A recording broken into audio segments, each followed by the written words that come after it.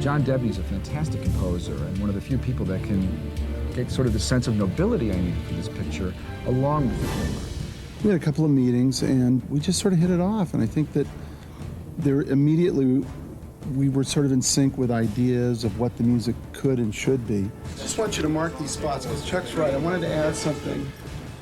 Instead of them all playing the static chord, excuse me, I think we voice trumpets and bones playing the chord, and we'll give the horn something one, something like that, like a call.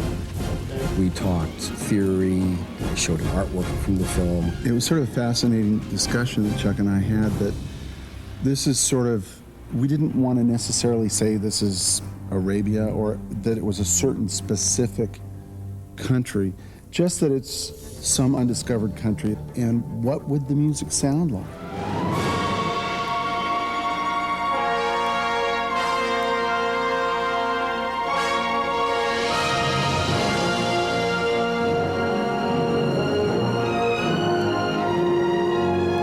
I like to read the script. I like to have a lot of discussions with the director, and then I sort of like to go away for a period of time and just write on the piano. And then when I come up with a few ideas or motifs or themes, I then sort of flesh those out more fully with a synthesized orchestra, as it were, violins and flutes, and sort of try to give the director a small indication of what the ultimate thing would be. With a good composer, I can work with him as I work with my actors. I want to draw the best out of them. I don't want to be too technical with John. He's very gifted. I want just to get the best out of him and tell him my intentions in some scenes in particular.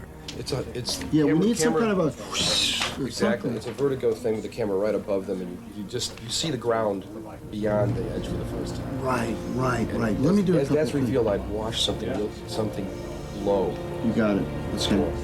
I felt that this cast is sort of a radical cast, and our concept for 3000 BC is sort of a fun and radical concept, and I couldn't resist incorporating rock music.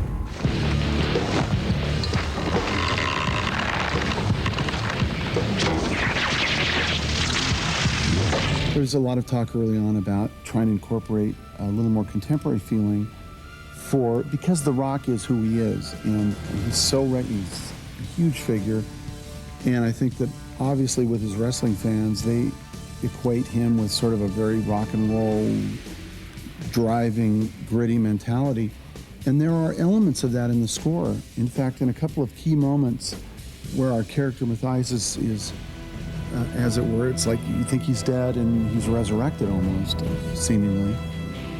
That I play his big theme, but there's also electric guitar with it and some drums.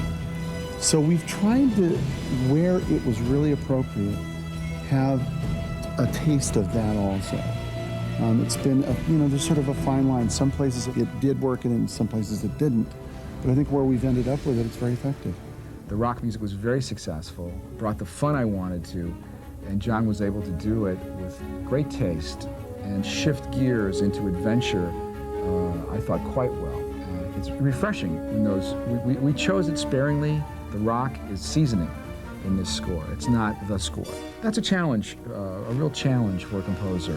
How can I get the elegance of the main theme, which almost has like a Lawrence of Arabia feel, and still incorporate edgy rock music that I think comes with this particular performer. We weren't committed to it until we heard some of John's first sketches of his compositions. We go through a series on synthesizer of what our final score might sound like, and that's my final work with the composer before we record the music with a 90-piece orchestra, is those themes and how they're working. You have to throw music against the film and see what sticks.